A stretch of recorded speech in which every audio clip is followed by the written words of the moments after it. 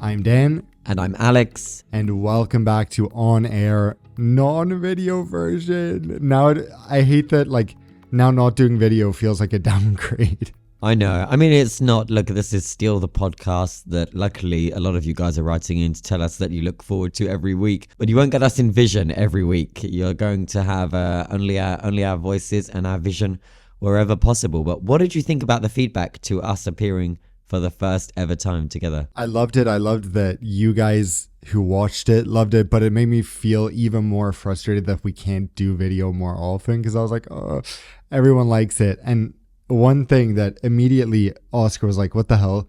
Is in vision a British expression? Because straight away you're like, we're here in vision. You even said it now, but I don't think you ever hear anyone in the US say that. I'm not sure if it's a British expression, but it's definitely a TV media expression, which is, I think, why I use it. So, for example, let's say there's breaking news, like really big breaking news, and the studio would be on the phone to me and they would say, no, we don't have time for you to, set up your cameras or to make it to the studio, even if the studio is 20 minutes away. They'd say, no, we'll start off without you in vision, and then after that, we'll prep for you to be in vision with us. And so that would mean, on camera, off camera. Basically, one way or another, the news will be delivered whether you see me or not. And that's, I guess, where that term comes from in the TV media world about in vision. But apologies to the American followers who maybe didn't catch that. Yes, sincere apologies to everyone. It has been quite an interesting week in aviation, right? Have you been up to anything exciting aviation-wise this week? Well, shortly after I had seen you in Doha, I think actually it was the next morning, I was on a direct flight back to Airbus headquarters in Toulouse, which of course is in the south of France. One of our listeners, Dan, had messaged me on Instagram replying to a story where I had put the location as Airbus Toulouse, south of France, and he put, his name is Marco, and he said, make sure Dan sees that south of France part in the location.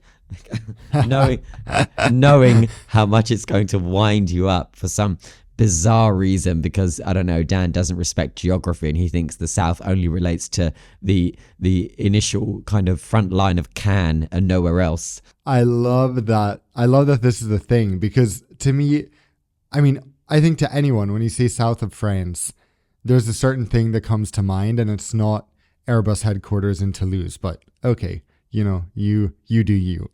Well, Airbus headquarters in Toulouse is my Disneyland. That is the what's the trend right now? Well, I say right now, probably months ago.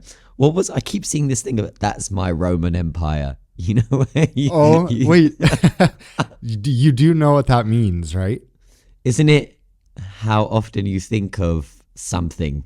So there was this meme that came out where people would walk around asking random men, how often do you think about the Roman Empire?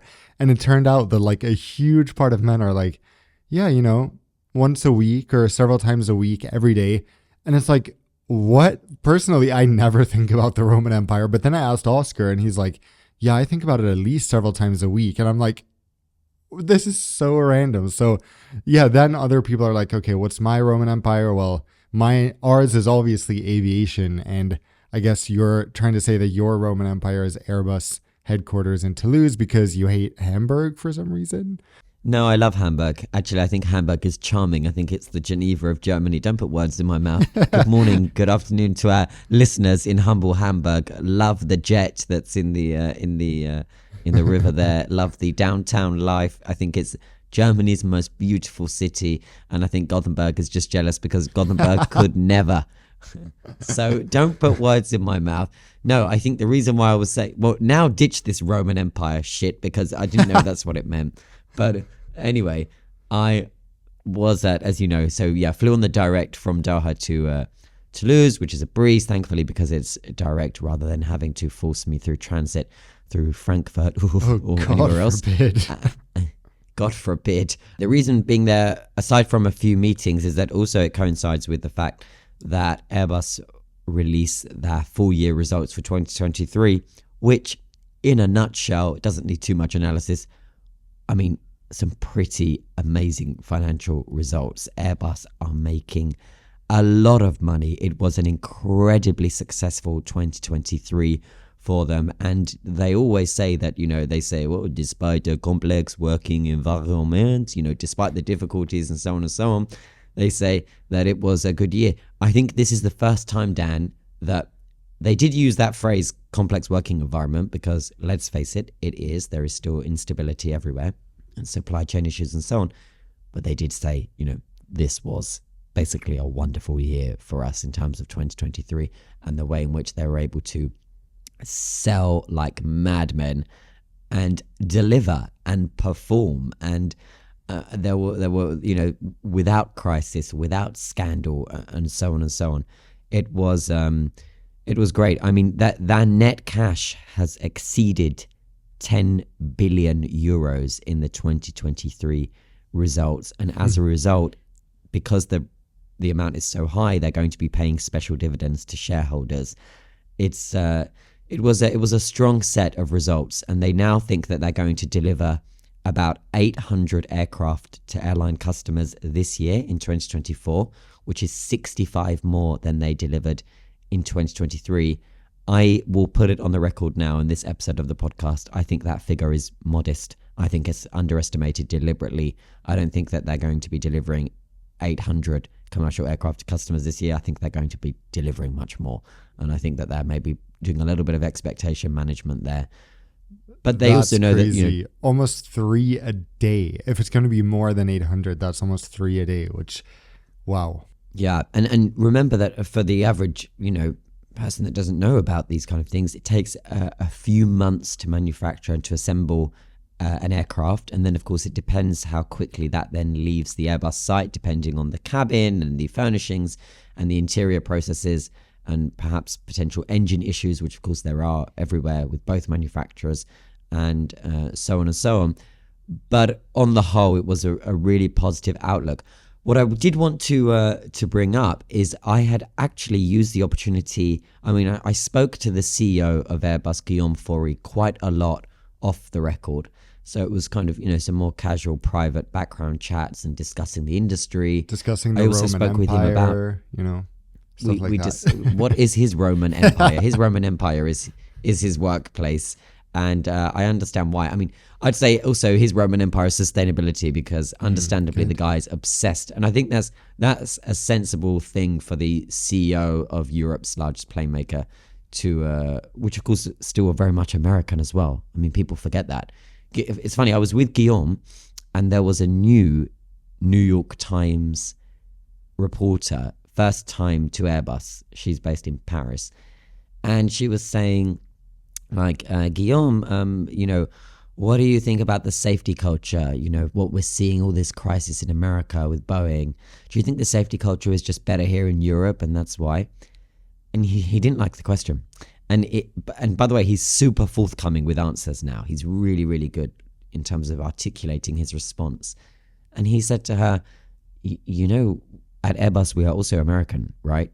She was like, yeah, I know, but I'm just big. But he was like, we manufacture, assemble, and deliver aircraft directly from the US in Alabama at the site there to US customers, but also to customers that are not in the US, and at least that's the plan. He said, you realize this, right? And she was like, yeah, but I'm just kind of focusing on, that. And he said, please, we cannot pin Europe v. America. We're not talking about, on the continent, they're great at safety. In the US, they're bad at safety. At Airbus, we are absolutely focused on quality over quantity.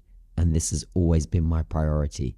I would rather deliver fewer aircraft every single year, but no, they are 110% in terms of their quality and safety. He said, my priority is not to pump out as many aircraft out of this Airbus system as possible. It is to pump out and safely, in a measured way, deliver only the highest of quality of commercial aircraft. And of course, that brings us to everything that's been happening with Boeing.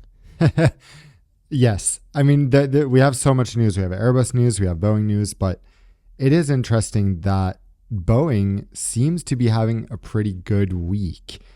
not in terms of the 737 MAX, but in terms of the 787. We've had several new orders. Of course, Singapore Airshow is currently on.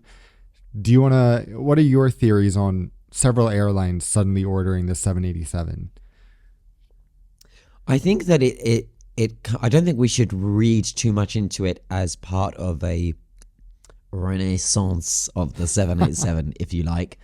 I think it's more to do with the airline customers that we're seeing just realizing that they either need modest growth or they need to replace older aircraft, which I think is what we're seeing. So we're seeing, for example, Thai Airways this week adding and announcing that they had ordered, but they had kept it private and hidden on the balance sheet, but they had ordered 49 Boeing 787 Dreamliners.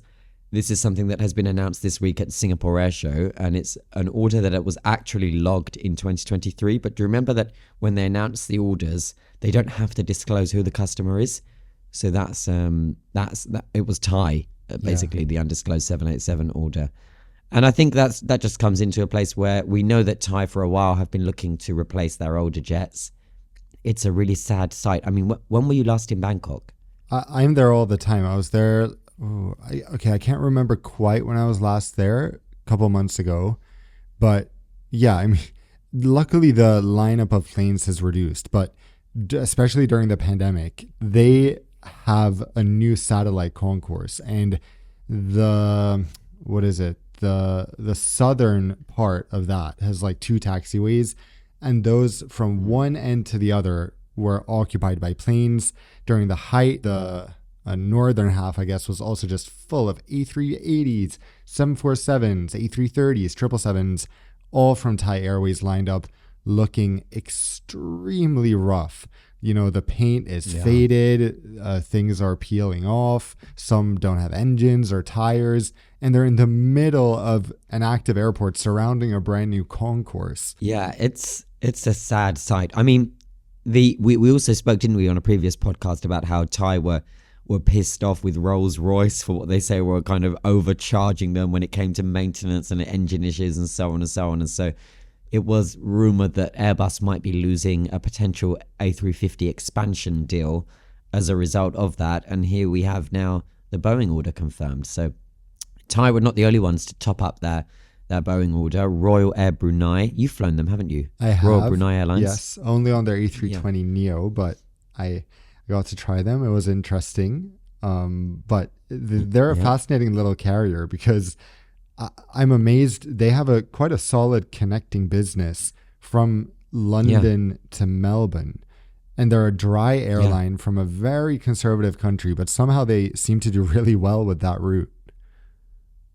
You're right. And every time I see that aircraft parked at Terminal 4 and I watch a bunch of Aussies kind of boarding it, I'm always like, well, that's kind of, I mean, do they know where they're, because, you know, let's face it, you and I don't drink, but a lot of passengers really need to know that if they're on a long haul, they need to be able to drink alcohol, and it's a dry airline. I mean, do you think that most passengers just don't know, and so then by the time they've boarded, it's too late, and then that message never filters out, and so they still get, you know, the clientele that they don't necessarily target? That is really interesting. I really have no idea who goes on Google Flights and goes, oh, okay, I would love to hear from people who actually book those tickets, because at first seeing it, you know, Brunei doesn't have the best reputation, especially since the mid 2010s when they really implemented some much harsher laws than they had before. And now, it is fascinating because then you have Saudia, which is currently, I think, one of the cheapest options on most routes they operate. So they're really competing on price. Another dry airline, but at least they invest in a ton of non-alcoholic champagnes and wines that people can drink on board. But to me, it's just fascinating that you would choose your airline based on alcohol. But I know I'm a minority because many, many people do that. It's funny, isn't it? Because I was going to say, are they actually saying, oh, Royal Brunei, let's do that? Or are they saying, oh, Australia for 400 British pounds, let's do that? You know, it's just driven on price, isn't it? Yeah, but the question is it I actually want to check now because it's one thing in economy class, but in business, where Royal Brunei will be making their money, are their fares that much lower? So I'm checking here, London to Melbourne. Let's just do a quick search. To While see you what check, comes up. I'll note that they've been operating the 787-8 for the last 10 years. I mean, this is an aircraft that is the backbone of their fleet and of that long-haul route that Royal Brunei kind of try to leverage their geographic location by placing themselves onto the Kangaroo route, which we've spoken about, or if you're American, Kangaroo route, or Australian, I guess, and the route that ultimately flies between Europe and Australia. This top-up order, very modest, just 4, is for the larger 787-9, and they say that's just to expand the capacity on their long-haul services between, Brunei and also Australia, the Middle East, and the UK, because that aircraft does a stop in Dubai, doesn't it? So it goes from London to Dubai to Brunei to Melbourne. London to Dubai to Brunei. Yeah, so upon checking London, here, Dubai, Brunei. this is so fascinating because Royal Air Brunei is far from the cheapest option on any dates and any tickets I can find, both from Melbourne to London and vice versa. You can fly, for example, China Eastern, which is undoubtedly better than Royal Brunei, I think. I mean, I haven't flown Royal Brunei on this route, but I have flown China Eastern a bit. You have from London to Melbourne, also Chinese airlines are cheaper. Air India is cheaper. Thai Airways is just a little more. So maybe this is just a matter of Royal Brunei is a state-owned airline from one of the richest countries in the world, and they somehow get away with filling their planes somewhat, and it doesn't really matter how profitable it is. Yeah, it's funny, and we don't know too much about their financing, but that's often the case, as we know, with state-owned carriers. They're not always obliged to be fully transparent with their financials. But yeah, tell us if you've flown Royal Brunei. Tell us what your experience was like, especially if you've. Well, Dan has flown them, but tell us if you have flown them long haul, or if you're flying them on the Kangaroo route, if you're using them instead of a Middle East carrier or Singapore Airlines to and from Australia. And we'll use that as an opportunity to say hi to our loyal, lovely Australia listeners who are always getting in touch to give us the tea on what's happening down under. It is very interesting with Singapore Airshow that although Boeing has so far gotten the majority of orders, they are not displaying a single commercial aircraft at the airshow, which is extremely rare. They have some cabin mock-ups, but no aircraft on display for whatever reason. Well, we know the reason. The reason is that they are currently in the middle of the latest chapter of what is an ongoing crisis. And I think they just thought they were not in a position to be able to be telling one of the most safety conscious regions of the world, Southeast Asia, here we are debuting and showing off everything. Meanwhile, the house is, in absolute disarray back home in the US. I think it's, the Boeing executives have been absolutely clear in recognizing that, quoting, this is entirely our fault. That, we need to get our house in order. We have let our customers down. We have let the public down. They're no longer in denial. And so I think, how do you have that and also say, take a seat in our 737 MAX mock-up and, just imagine this is the plugged door exit row and everything's fine, Just like, please enjoy our extra legroom seats here in the plugged door exit row. But I mean, in my opinion, they could at least put a 787, like put a Singapore Airlines 787-10. That's a great plane. It's based there. So why not make some sort of deal to display it? But I guess it's a sensitive time. I wonder if that conversation had ever come up, I wonder if Singapore Airlines would want to be actively promoting Boeing at this time either. I mean, Singapore Airlines famously turned down the invitation to be the airline in what was one of the most viewed, best-selling films of all time in that year, Crazy Rich Asians, the extremely popular movie, Crazy Rich Asians had invited Singapore Airlines to be part of that key scene where the couple fly back to Singapore on a state-of-the-art, unbelievable A380 with a bar and double beds.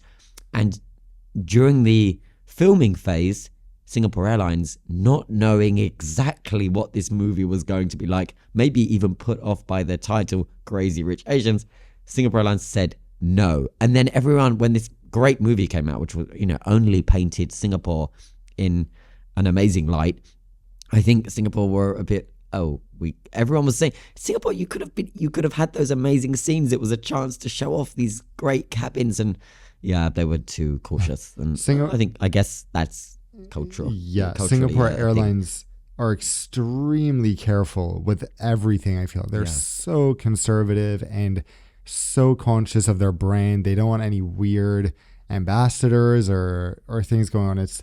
And it works because after all these years, they're pretty much the most respected legacy brand in the world, I would say. Yeah, no, I agree, especially in terms of an airline brand. They are. Yeah, they really are. Another part of being at Airbus in Toulouse, I had a look around a new part of the delivery center, which is basically a new luxury lounge for airline customers when they go to pick up an aircraft. Now, they don't just have to sign the deal and wait for the bank transfer confirmations to come ahead.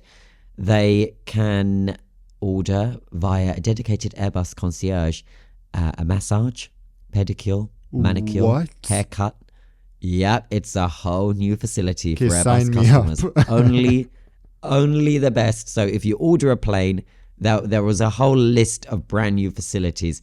They can facilitate as much fruit as you want. And it's funny, when I actually put this on Instagram, and people were replying like, this is insane. This is an incentive to buy from Airbus. It said a fruit basket, as much as you want. And then it said, also, as I mentioned, it said a massage and manicure, pedicure, waxing. It said hairstylist, barber. The list went on. I mean, the reality is, if you're ordering a plane, this new lounge facility terminal D as it's known, is where you'll be when you kind of do the transfer of title. So that's where it goes from being an Airbus jet to your airline's aircraft registered in your country or elsewhere for, tax reasons. And or Brexit reasons, EasyJet fly around Austrian aircraft everywhere. Yeah.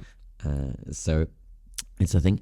But yeah, I mean, how cool is that? But I mean, I wouldn't expect anything less. If I'm ordering an aircraft, I want Airbus to throw in, a hairstylist and a masseuse. I guess it's just a bit random because, if you're a private customer, then it makes sense. But for an airline CEO or for an airline to be like, okay, let's choose Boeing, let's choose Airbus, so I can get a free haircut while we're there picking up the plane. Like that's so random. But I mean, sure. I just think it's very, very nicely un-American in terms of, how one of the biggest differences between an Airbus jet and a Boeing jet is an Airbus jet in the cockpit has a dining table, right? It doesn't have the yoke in front of them. They have a table so they can actually eat, with a tablecloth, perhaps a little candle, I doubt most main course. You're thinking of one airline that has little candles in the cockpit.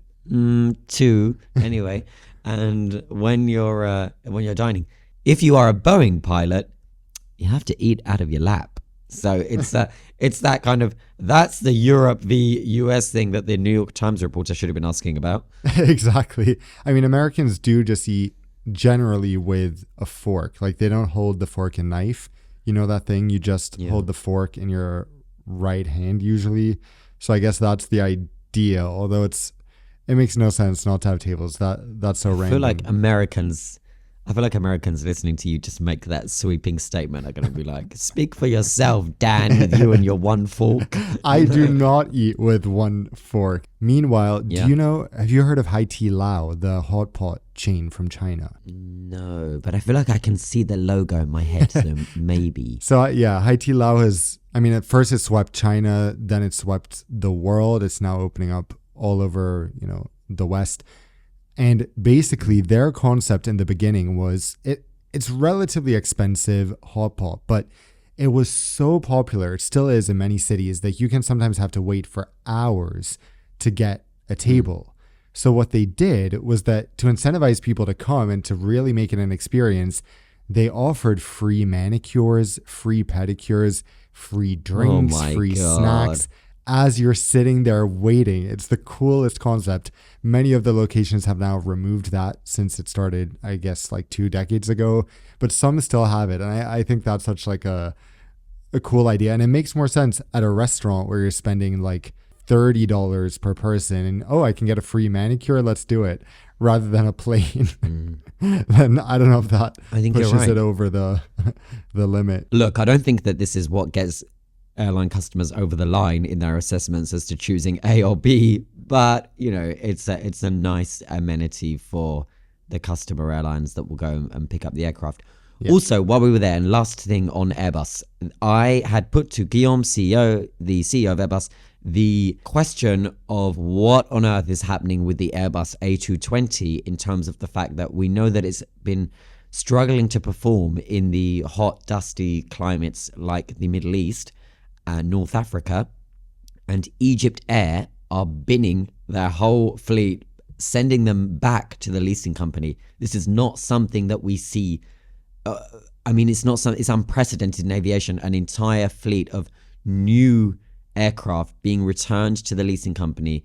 We know that I had spoken with that Egyptian delegation here, and they had told me that it was due to engine issues.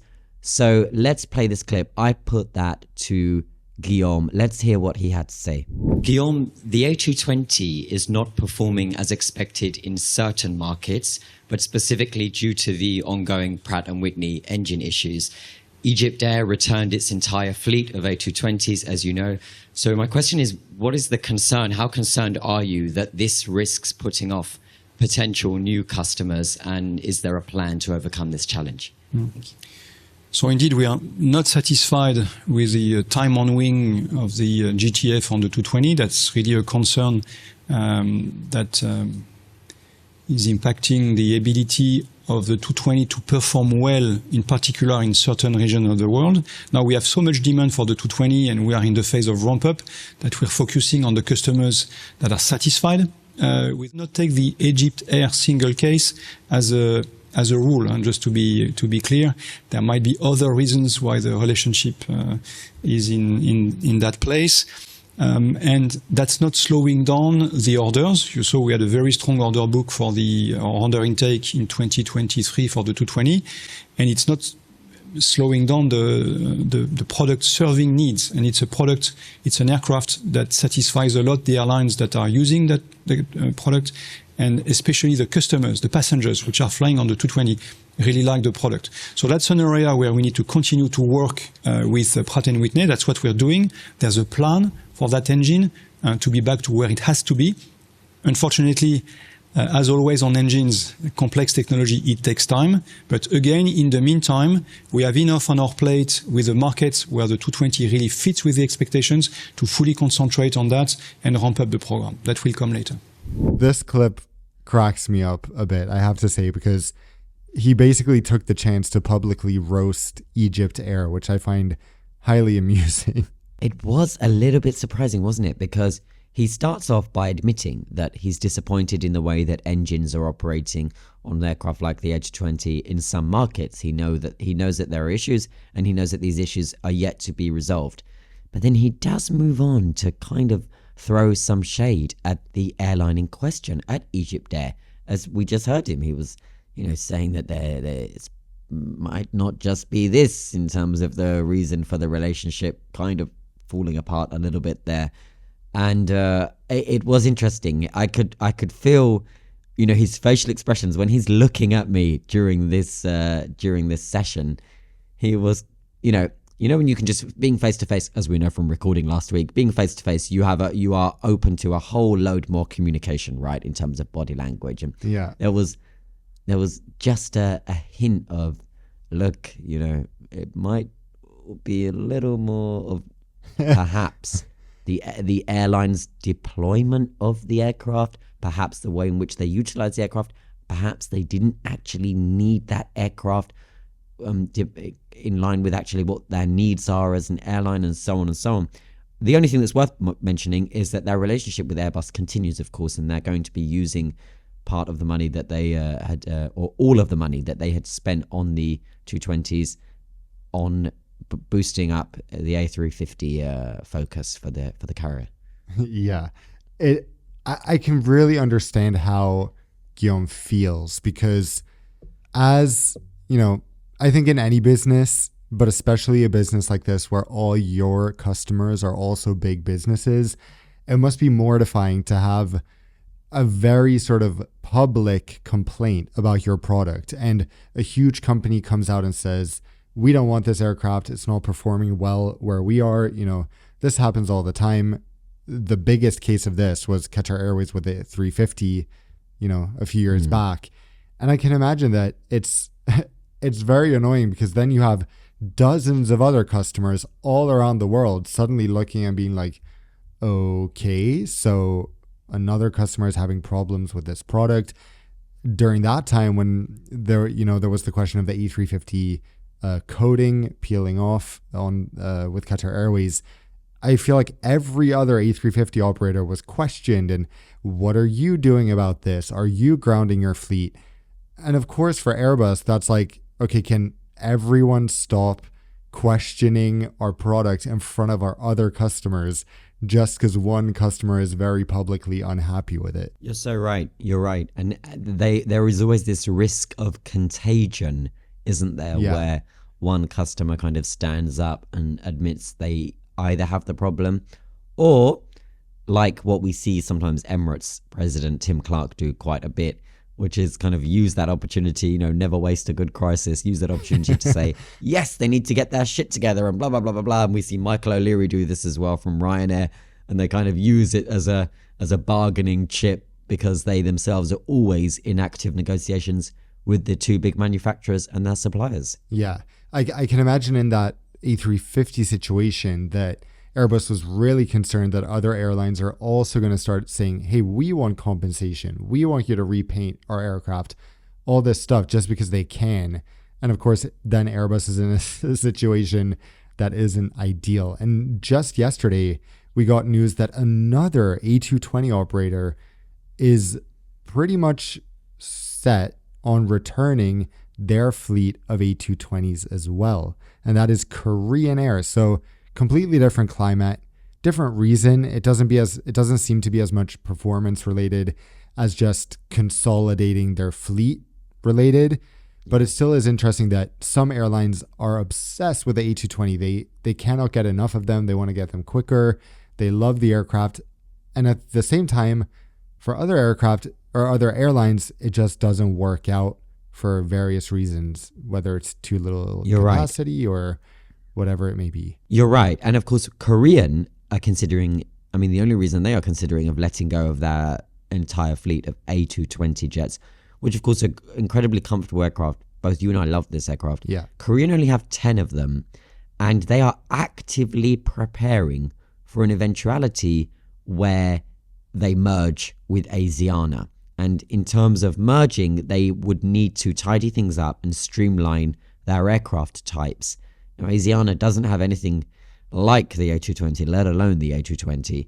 And so this is why Korean are tipped to be considering that the way forward is potentially to let go of that A220 fleet, which of course, unfortunate timing because of the way in which we know that Egyptair have just returned the fleet, but different reasoning as well. And speaking of streamlining the fleet, this is something that is so important in terms of commonality and having efficiency across the fleet. If you can have pilots, for example, jump from one aircraft to the other, operationally as an airline, that's a dream. And that's what both Airbus and Boeing sometimes work towards. So you can have an A350 flight crew flying you one day, and that same flight crew jump into the A330 the next day, because the commonality between those two aircraft is so high, which is a nice link into a little piece of news from Etihad, who have become one of the first airlines in the world to enable, after regulatory approvals and a thorough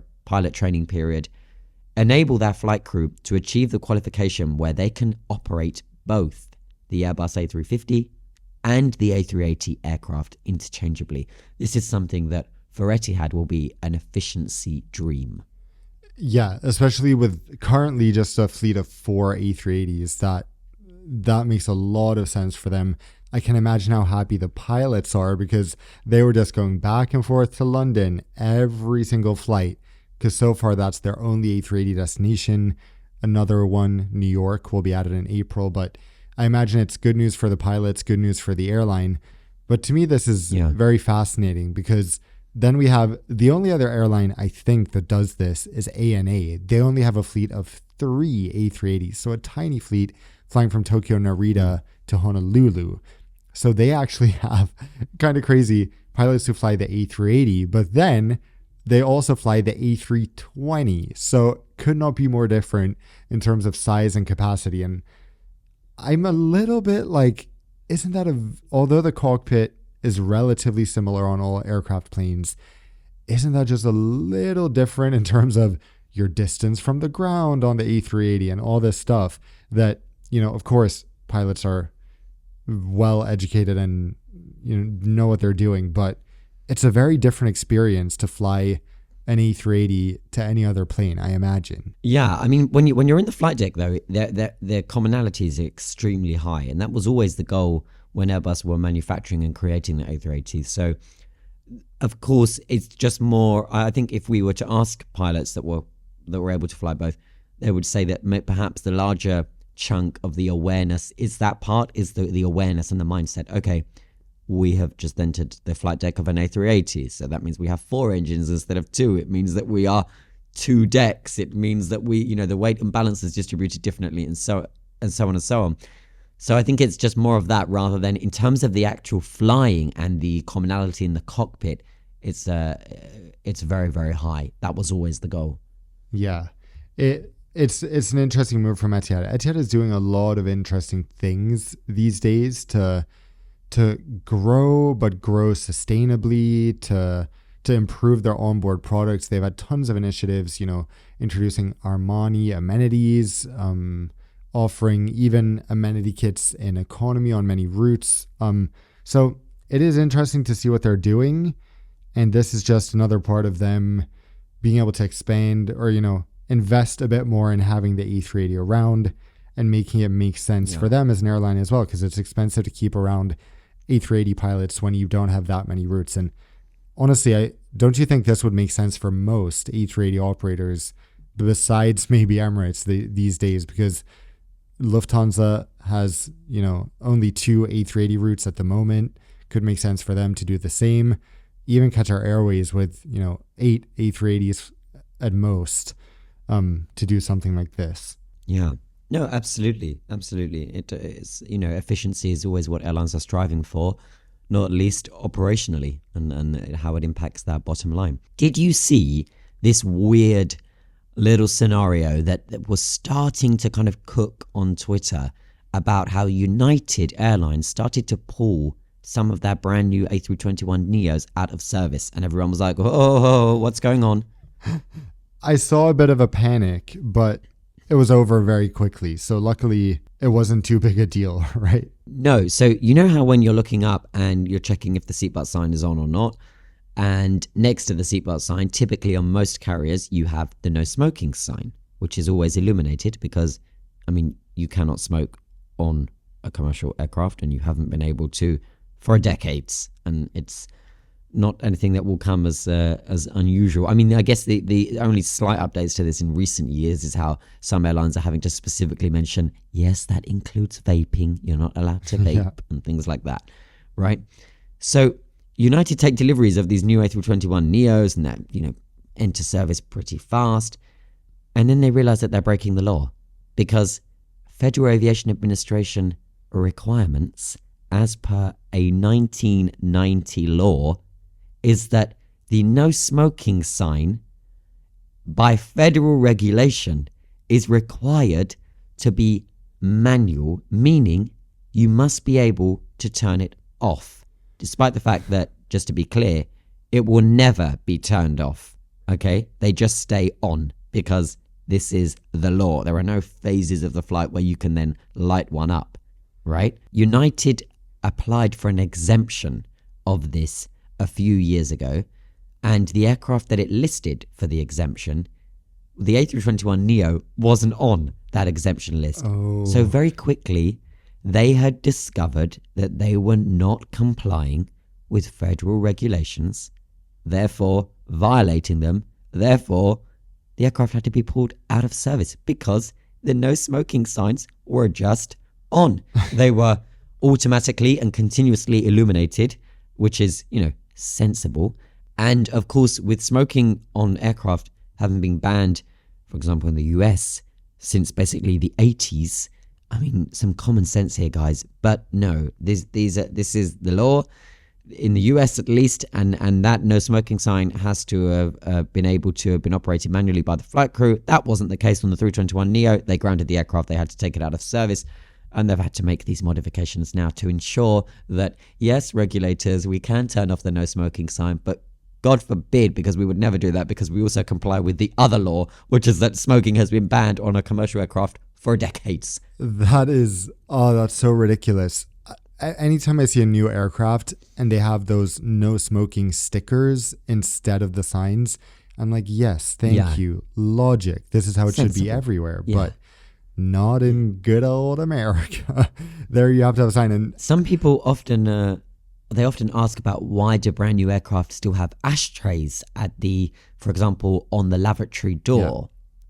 Yeah. Do you know the answer? Yes, in case someone smokes, they need to be able to put it out there and not throw it in the trash where the paper can start a fire and all that. It was so fascinating when I flew the Saudi SM47, video now up on my channel. That was the first aircraft I've been on in, I don't know, at least 10 years where the armrests still have ashtrays. And it immediately brought me back to my childhood being like, wait a minute, this is how all planes used to be. I remember sitting as a kid on SAS MD-80s and fiddling with the ashtray in the armrest. My God, you were that kid.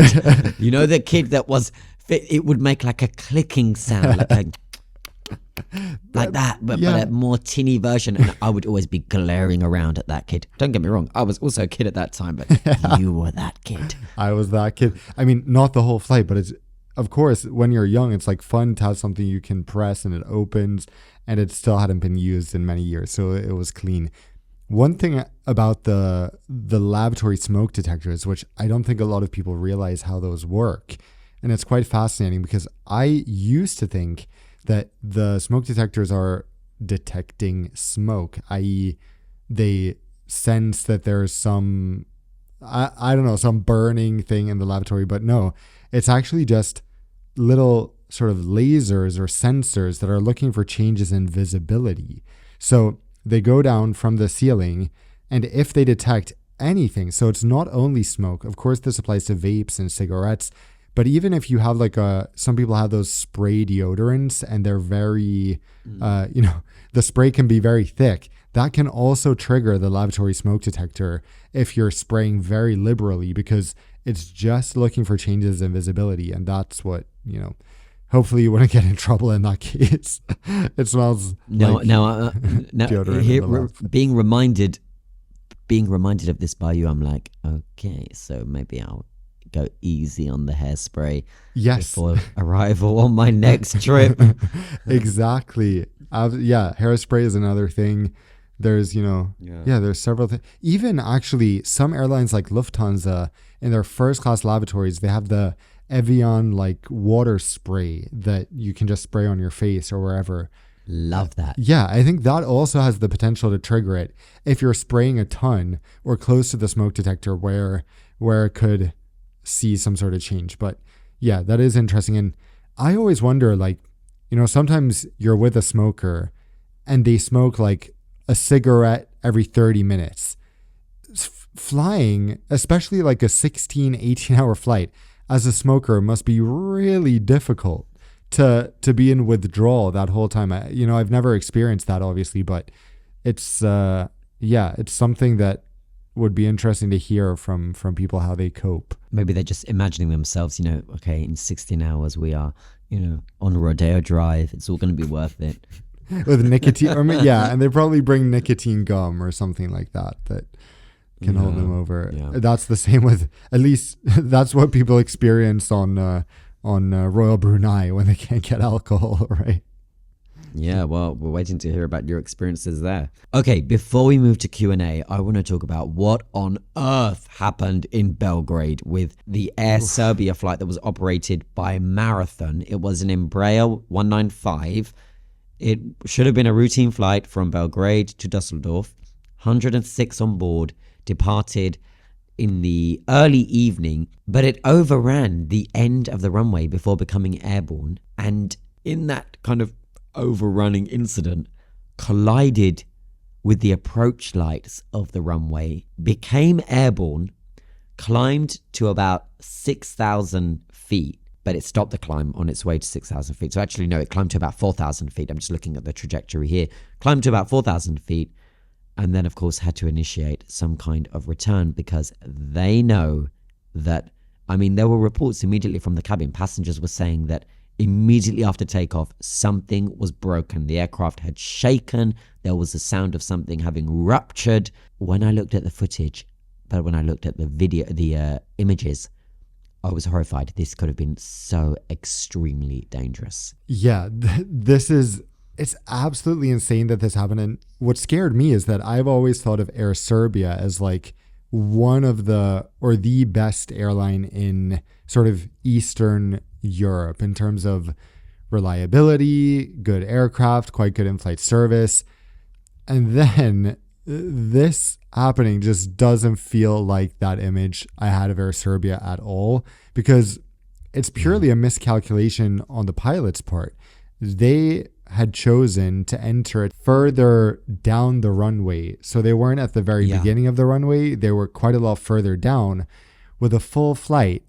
And they ended up overrunning by so much, which is... There is all kind of damage on this aircraft. The fuselage has been ruptured near to the fuel tanks, near to the landing gear. The aircraft is in a state. It's lucky. And I want to be really clear, because you just said Air Serbia have a great reputation. This was not actually an Air Serbia operated flight, was it? This was a Greek carrier, Marathon Airlines, who were operating on behalf. And what I can confirm already is that Air Serbia have now axed that agreement, that lease agreement with Marathon following this incident, because I think Air Serbia, for them, this is incredibly distressing that their flight and their passengers were involved in something that, as you say, seems to be at this point a miscalculation, a poor decision planning, and not something that Air Serbia will have expected from a wet lease agreement customer airline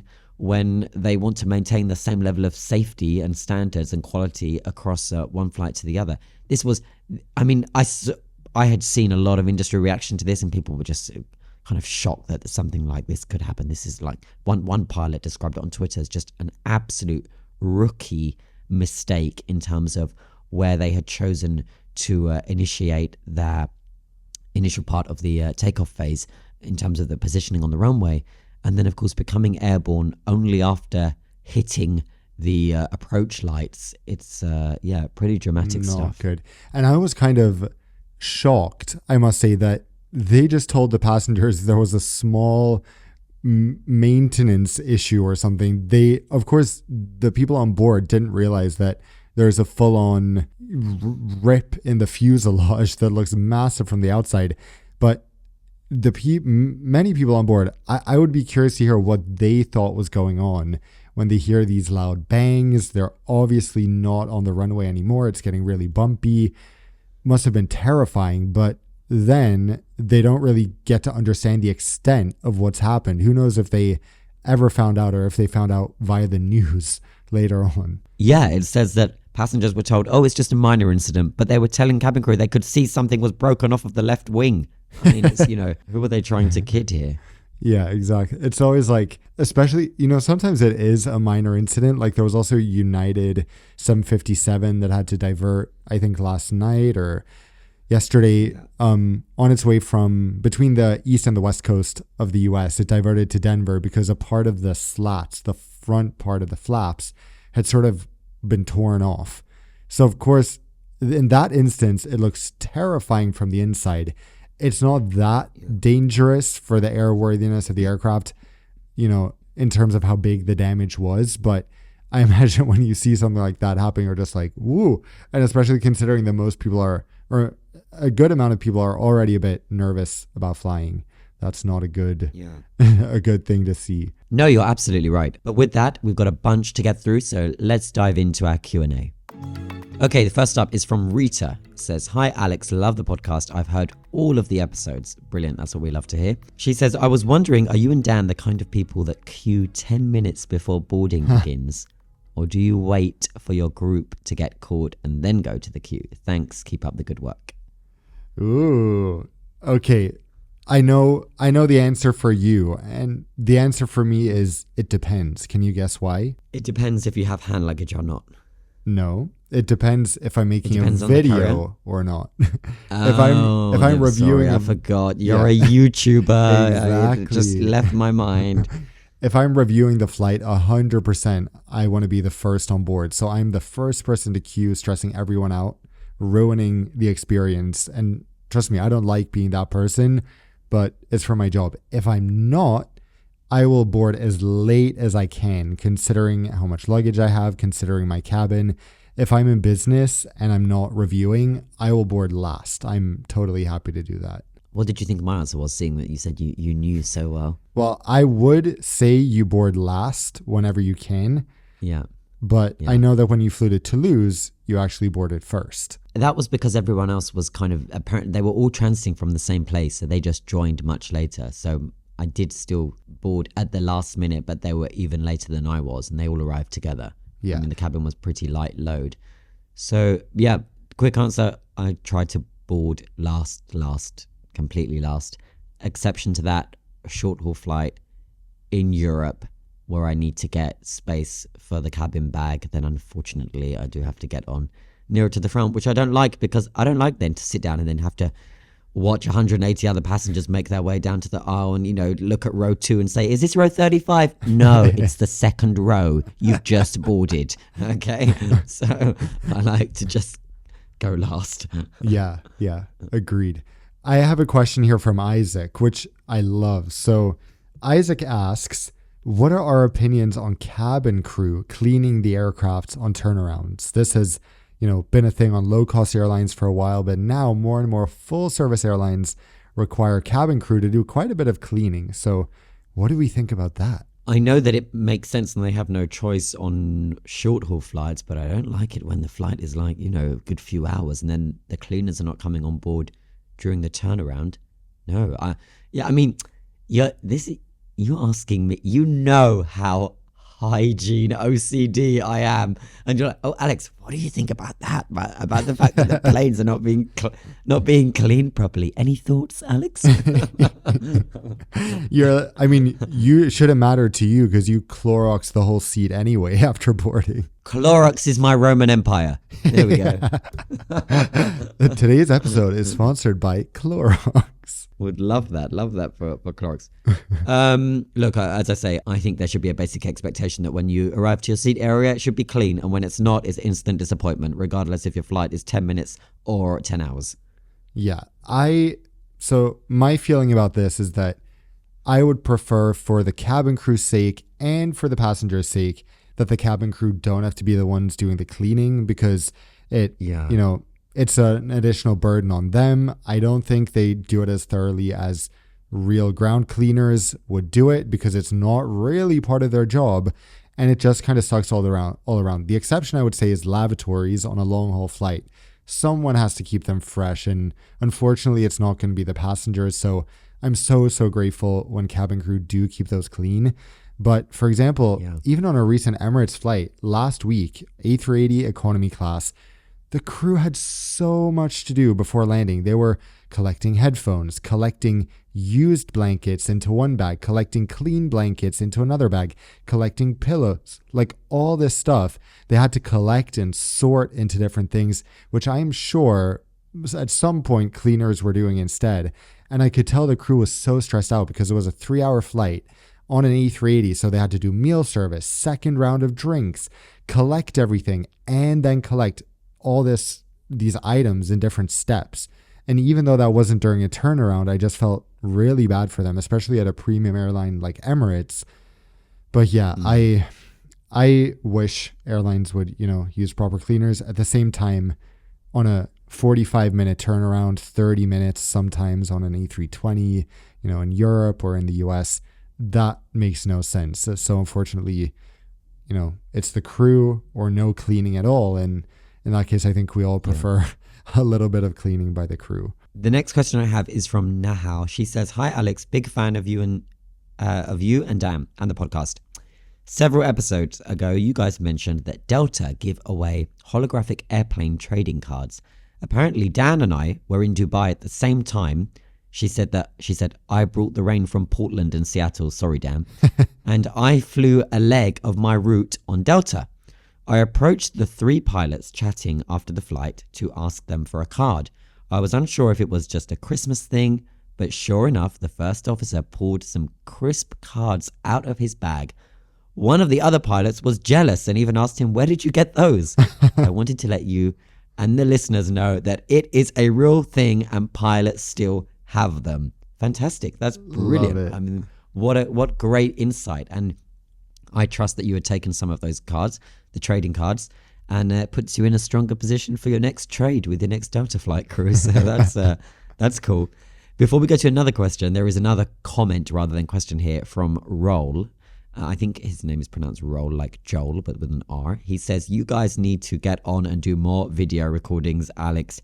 You guys are great, and I love hearing about the wild stories from each of your travels. Please work towards making this happen. It's not just the aviation content that I love to receive from your podcast, but it's the delivery with a touch of a home run. That's what's making me come back for more." Really nice message. This is how he ends it. See, I loved the first part of the message. Then I read this. "It's more like listening to my uncles sitting at the table and giving us kids life and travel stories." Uncles. Uncles. With my greatest respect to your uncles, Roll, who sound great. That's not the vibe I thought we were going for. But apparently, Dan, you and I just sat around the table sharing our life and travel stories. We're 26.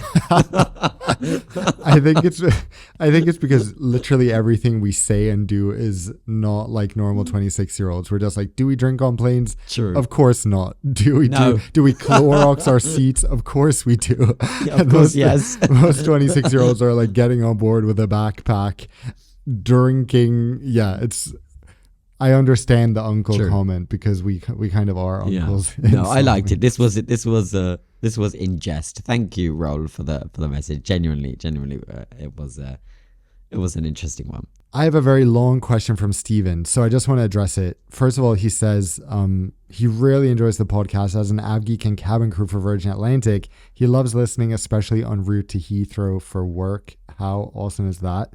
So he wants us to do a whole deep dive into Virgin Atlantic, which we certainly can do someday. But if we don't have time for that, which we don't right now, he just asks, what are our opinions on Virgin Atlantic on the global stage? And what do we think or they could do to be around for another 40 years? That's a great question. I mean, from my side, I think Virgin Atlantic have been able to protect their niche in terms of that brand. That brand, I think, is what sets Virgin aside from other carriers. It is still a sexy, red-hot brand in terms of having a little bit of cheekiness to it, having a little bit of spice, a bit of flair. And I like that. I think Virgin have been able to continue that, which I don't think is a very easy thing to have been able to do. And I also think that when I think of Virgin Atlantic, I think that's how I would want to cross the Atlantic. So I'm thinking specifically if I'm going from London to New York, of course, one of the world's most flagship routes and a flagship route for Virgin Atlantic, I would choose Virgin Atlantic over British Airways, their largest and most significant competitor on the route. And that is because I think there's just more flair, that I'll be getting more for my experience in any class, whether that's in economy, premium, or of course, business class. Virgin Atlantic refer to it as upper class. It's something that I think Virgin do really well. In terms of their expansion as an airline outside of the Atlantic area, I think it's been a little bit shaky. They haven't always got it right. That's reflected in routes that have been launched and then axed, and then launched and then axed, and so on and so on. You know, when they look east, they're a little bit shakier ground. When they go south, little bit shaky ground. But I think what Virgin does really, really well is the Atlantic, and that's where I think the focus has to be on making sure they stay at the top there and bolster and strengthen and hopefully go from strength to strength with that. Yeah. What about you? I mean, it's in their name, for God's sake, Virgin Atlantic. So, of course, that's where they should do well. I think that, you know, now that they're, well, it's not a recent development, but since being in bed, let's say, with Delta and becoming part of SkyTeam, I think they're really well positioned. Delta is one of the most profitable airlines in the world, extremely well run. So they have good input there. Delta, I think, is really good at strategically making sure airlines do what they do best. And, you know, it's not about launching routes for pride or for, you know, any other reason than making as much money as possible. And although, as you said, Virgin Atlantic is a bit confused sometimes when it decides to launch Sao Paulo and then says, never mind, and then says, okay, we're doing it again, and then never mind. They are generally on a good trajectory.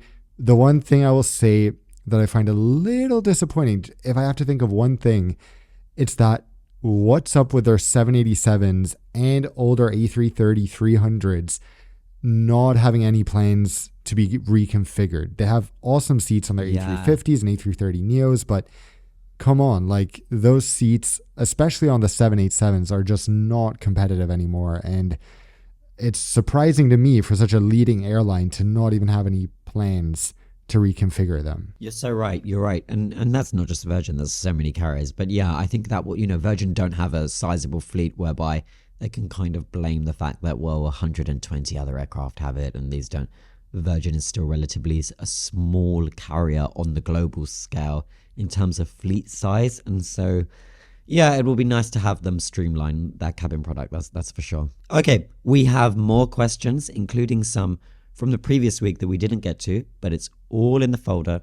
I'm looking at them now, and we're going to get to them in next week's episode, along with any more that you'd like to submit, and keep our global on-air conversation with amongst us, the on-air community, going. So as ever, we're thankful for you to getting in touch, and we invite you to going forward. Yes. And by the way, just a reminder, we prefer to get questions via Instagram at the Nonstop Dan for me, or at Alex LHR for Alex. That's the best way to reach us. We've been getting them in YouTube comments, which is also good. But I've been getting quite a few on emails, which we appreciate. But it's really helpful if we just streamline it in Instagram DMs so we can keep them nice. Oh my God, honestly, not you hijacking the word streamline. He wants to streamline like Etihad. He wants to streamline like Virgin's product. And then he gets to the end segment of the podcast like, it'll be really nice to streamline it. No, I mean, see, that's the difference between you and others, right? Some guys are streamlining their fleet of A380s and A350s for pilot commonality because they're the CEO of Etihad. Some are doing it for cabin product at Airlines like Virgin Atlantic. Dan's streamlining DMs. So that's what he wants to do. The life of an influencer. No. It's good. A full respect to you. And I hope that we can hear more about what you were up to with your flying, because you did, from what I gather, one of the world's shortest A380 routes. Yeah, that's right. When's that video coming out? Yeah, that video will be up in a few weeks. I'm also probably doing quite a bit of flying next week, so we will see what happens. I'm booking everything so last minute these days, which is my new preference, because otherwise, building up to a trip, I'm always like, should I do it? And then I get tempted to cancel because it's like, that's the exciting thing to do. So if I just book very last minute, then I won't cancel anything. Well, that sounds thrilling, and please do keep us updated. Well, yeah, I'd say keep us updated. You're not going to keep me updated. You're just going to message me, hi, I'm back in LA before you. No, we're going to record together from LA sometime, or Gothenburg. Guys, I was telling Alex in person, wouldn't it be epic to do a collab where Alex comes to Gothenburg? If you would like to see that, let us know. Yeah, or don't, it's okay also. We respect you guys are busy people, lots to do in the day. You don't have to DM him with such a recommendation. There's so many other things to be doing. Like, I don't know, staring at the sky. Literally anything else. We will we'll wrap up on this episode. Thank you for joining us as always, and we look forward to sitting down with you guys next week on air. Bye bye. See you later.